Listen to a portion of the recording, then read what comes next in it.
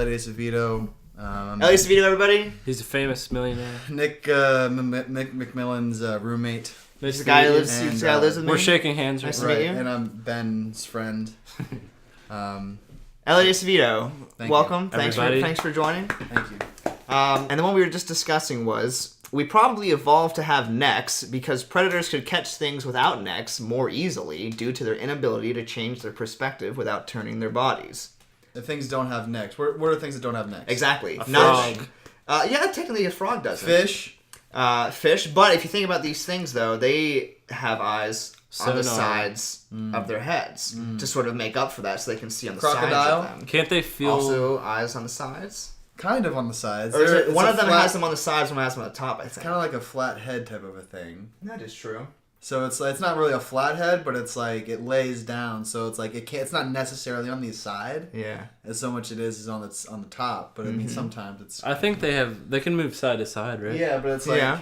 But then again, these are predators. They're not things that are getting eaten. Okay. You see? So this is also talking specifically about predators catching things without necks. So though we're talking that alligators and crocodiles maybe don't, they're not. They are the predators. So I can't even think of anything that doesn't have a neck. Is a rabbit kind of neck? They don't really have a neck. Eyes on the sides of their head, though. I don't know if it's the side, because like a fish is like the side, but a rabbit, I mean. Yeah.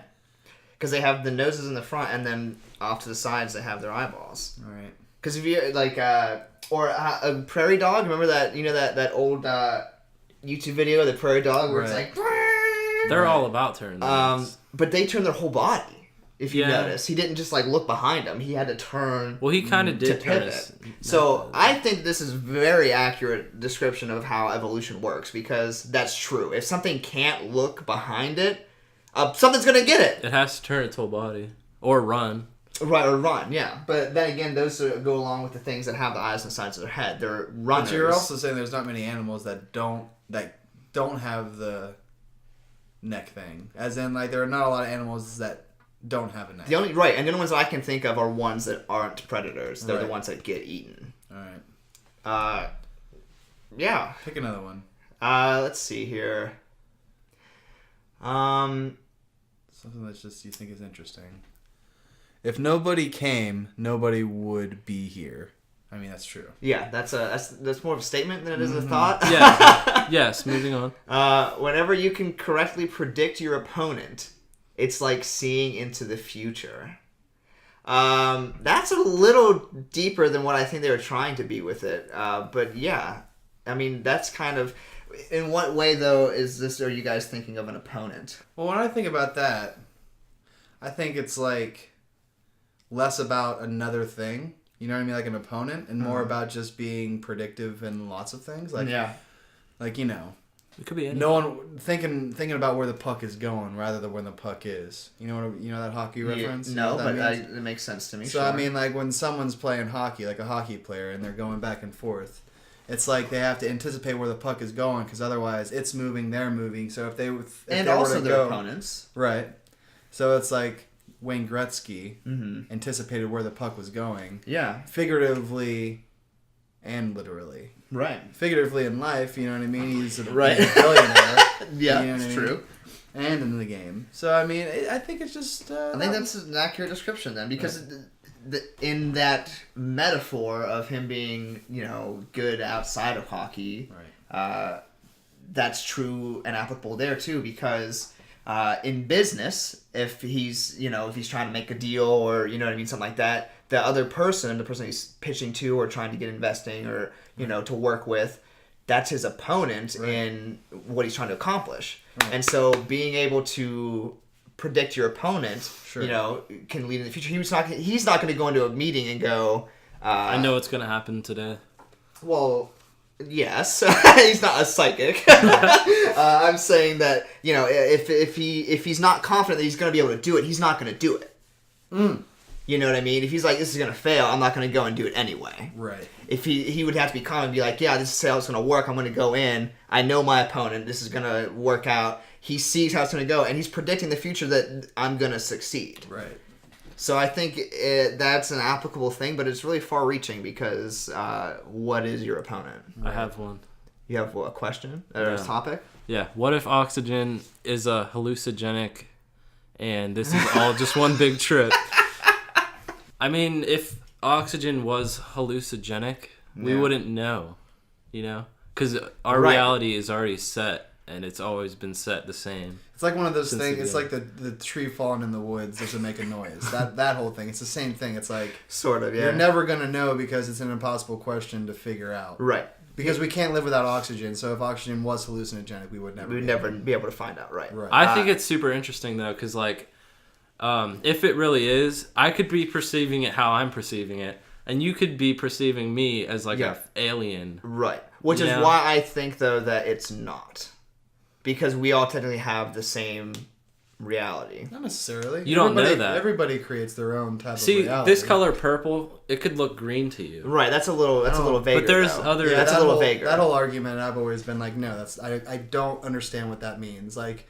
What? When people are like, my red could be your blue, or your blue could be my green, it's just like, no. Because it's cool that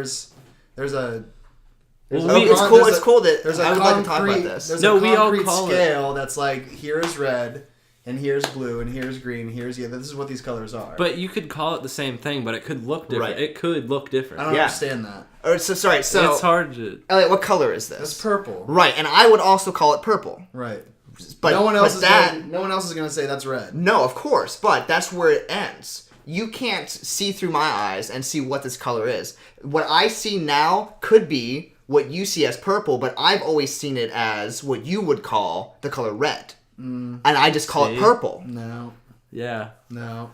It's not it's solid. Not right, yeah. It's not solid. I'm not saying that is true. Right. I'm just saying the possibility does exist that could be the case. Sure, but those people are colorblind or like their sensory... A great other example of how it could be, because it does exist in a degree.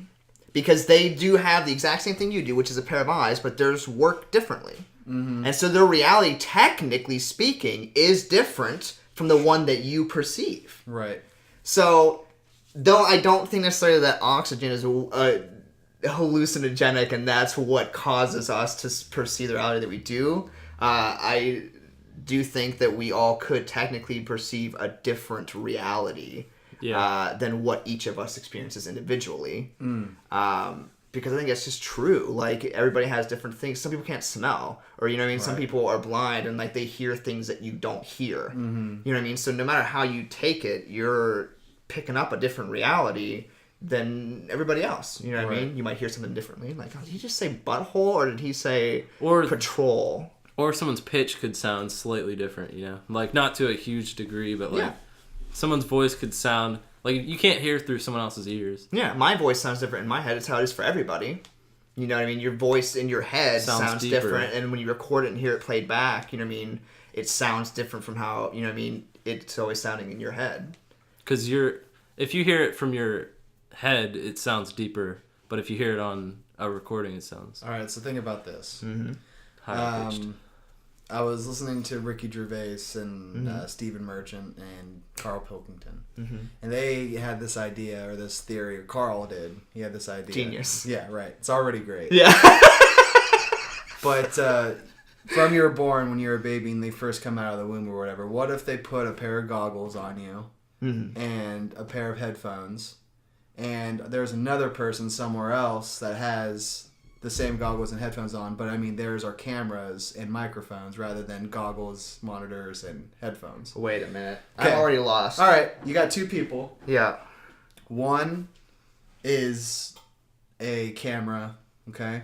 And one's can you say they're a robot? No, these are real people. Okay. So one has two camera lenses on their eyes. Okay. And they're recording or projecting or whatever. Mm-hmm.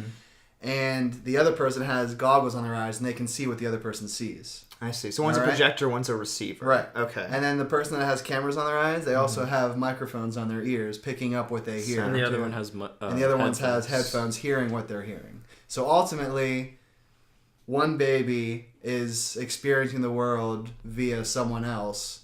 So what would happen if you did that for however long, 10 years, we'll say. Okay.